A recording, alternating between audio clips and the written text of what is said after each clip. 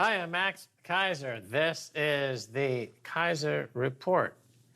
You know, we've got so much to cover, still a little time, but we're all going to get it done. We will, with the help of the gorgeous, the genius, the one and only Stacy. Yes, you know, here on Kaiser Report, Max Kaiser over here, actually, he has his Twitter account back. Twitter.com/Max Kaiser. It's taken him 9 months, but the people over at swanbitcoin.com helped us to resecure it. So we have Max Kaiser's Twitter handle back. I do want to say that there have been many people out there pretending to be Max Kaiser and sending DMs to people. If Max Kaiser DMs you, it's not Max Kaiser. It's a imposter. But there are people imitating Max as well in the mainstream financial press, and that is CNBC looking at the data out this week about the Cantillon effect, essentially. What we've been talking about here on Kaiser Report for quite a long time, but a lot of data is out about the wealth and income gap and the inequality that has happened since this latest financial crisis, the pandemic-induced crisis. And they actually kind of suggest something akin to interest rate apartheid as part of it.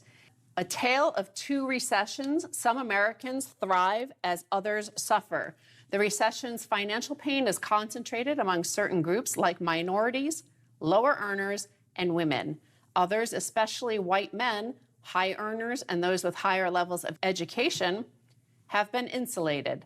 The disparity even extends to those lucky enough to still have jobs, which is unique during downturns, experts say.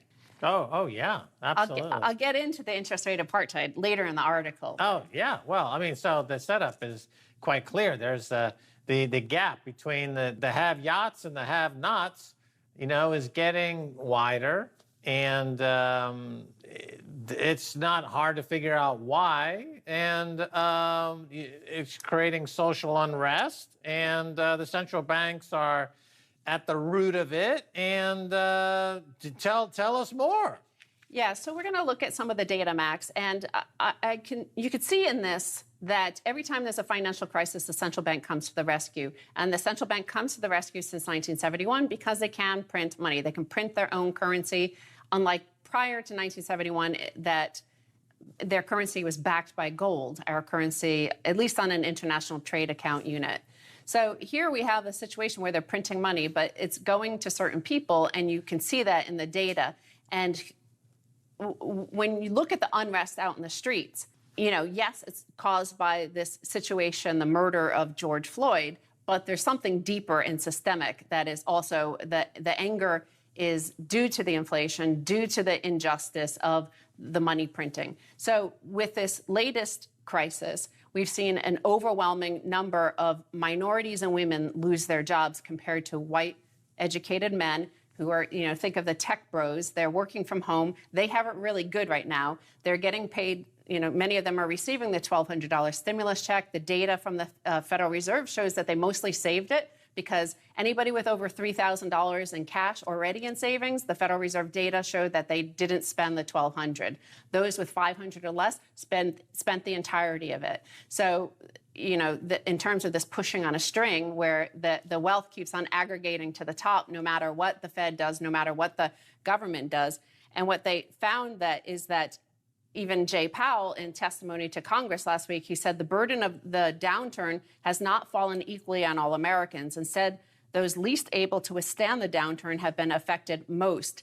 If not contained and reversed, the downturn could further widen gaps in economic well-being that the long expansion had made some progress in closing. This is the same guy that just days before his testimony said that the Fed doesn't cause wealth and income gaps. And yet all the data released in the past week demonstrate that, in fact, they've caused a lot of this crisis because of the property assets and the stock exchange going higher and interest rate apartheid.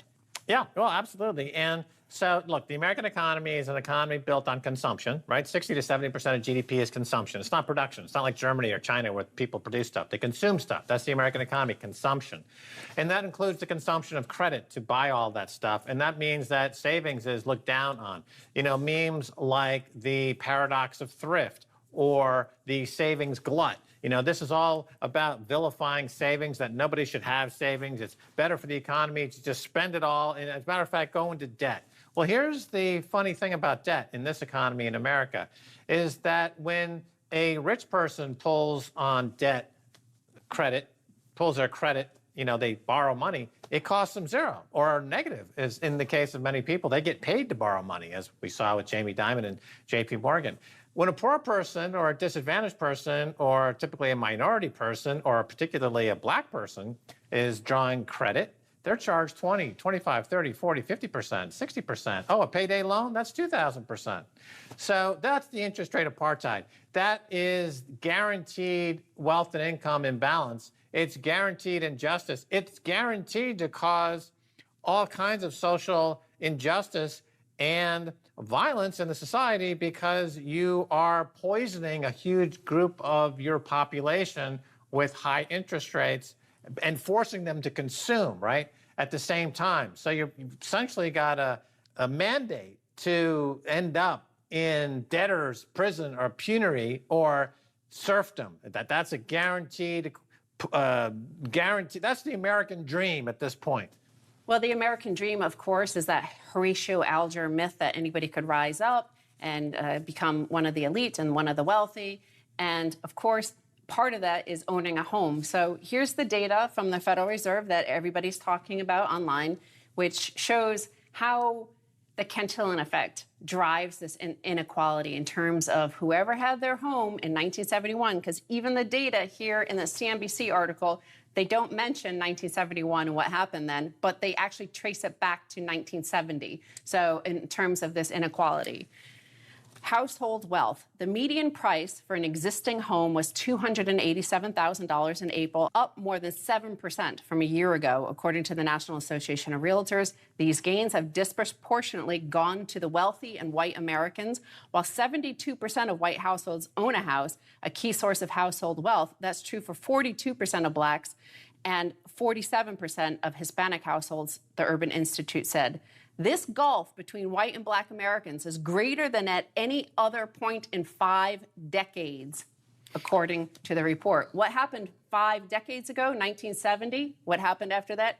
So from that, the wealth, the money printing has created, it doesn't create real wealth, but in an asset-based economy like our own, a financialized economy, it puts the cash, the capital, into the hands of a few. Oh, it transfers wealth. So when you divorce the economy from a gold standard and you go on a pure fiat money standard and you have the creation, as we saw during the Reagan years, of the derivatives market and the separation of risk and reward, you have the ability for these top bankers on Wall Street to separate risk from reward, keep all the reward, and dump all the risk into the poor neighborhoods, right? So that's part of what we've seen, the financial engineering since the 80s, and has caused this incredible wealth divide. When I hear the phrase Black Lives Matter, I think what I would like to really understand is what Isaiah Jackson's talking about in Bitcoin and Black America, is that Black America will never be equal to white America. They will never have justice in white America.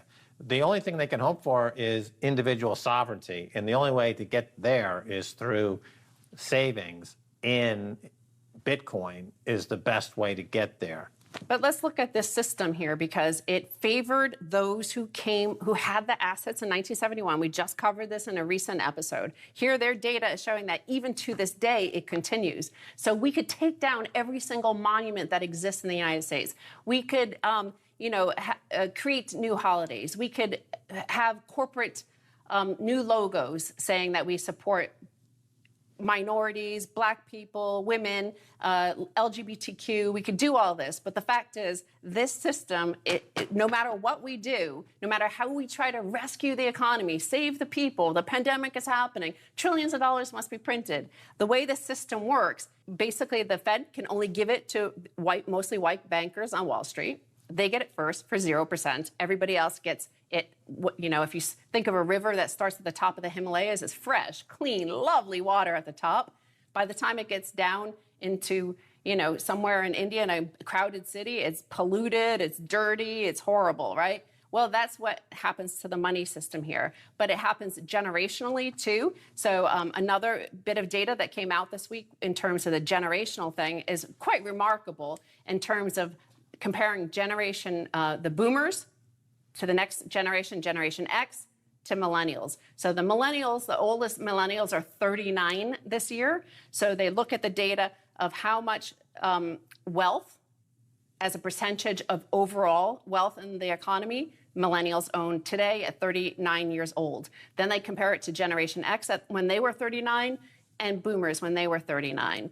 Boomers owned 21% of U.S. national wealth when they were 39. Generation X owned 7% when they were 39. And millennials, when they're 39 today, they own 3%.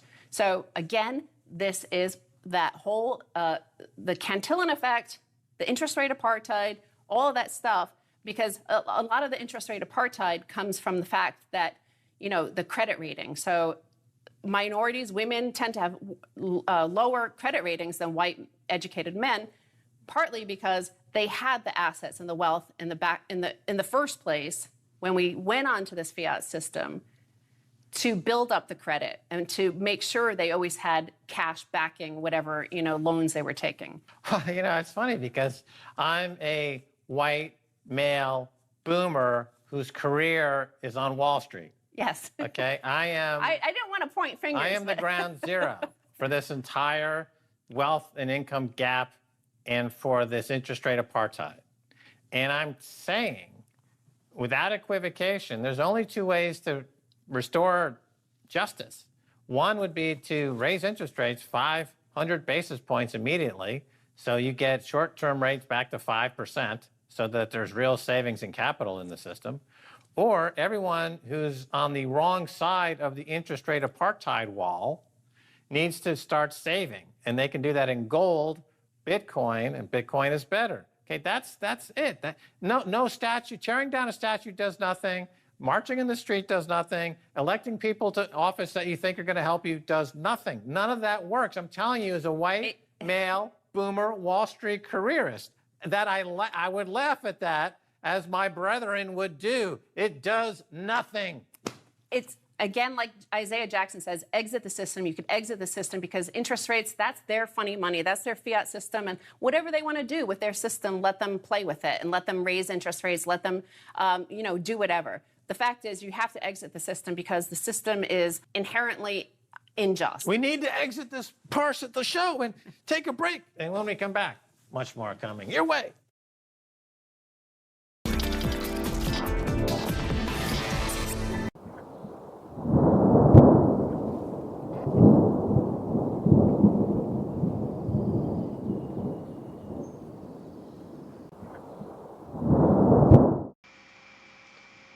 I love my subscribers. Thanks for tuning into Hard News TV 2. I'm your host, Terry Lynn, and this is the channel where truth is like archaeology, and every day we're digging for it. Today is June 22nd, 2020, and I'm also uploading to my backup channel more Hard News TV. So, this article is from June 11th, and that's the time that I couldn't post for that week. And so I missed a lot of articles since I knew I couldn't post.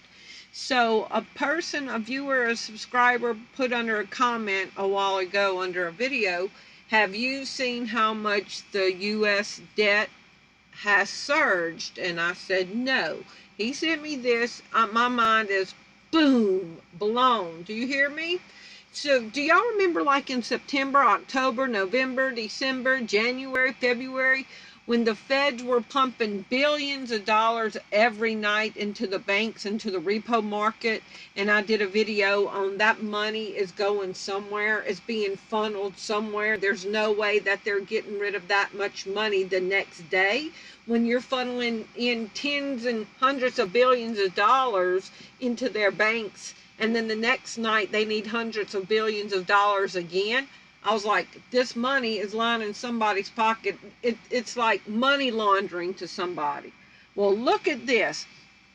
Total U.S. debt surges to $55.9 trillion amid big increase in corporate and government borrowing. So I did a Google search. What was the national debt in 2016? On April 29, 2016, held by the public was approximately 13.84 trillion. 13 trillion around the time that Obama was leaving our office and Trump was taking over. So Trump has put like $40 trillion on the national debt level. There's going to be no way to pay this back, okay? Debt surged and household net worth tumbled in the first 3 months of the year as the initial impact of the coronavirus pandemic hit, according to the Fed. We're sitting around waiting on $1,200 checks, which I'm not going to get one, but people are waiting for crumbs on the table because their jobs have all gone away, and the rich corporations are getting super rich. Look at this. June 14, 2020, U.S. bankers stole $7 trillion during COVID-19 lockdown. Now, this article was originally in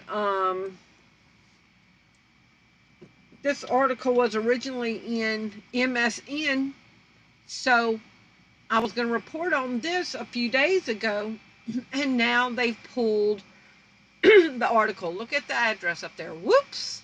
So they can't even find this article about the $7 trillion. So, U.S. bankers stole $7 trillion during COVID-19, destroyed small businesses. Then, let me go to this. So, but American billionaires, look at this down here, May 1st.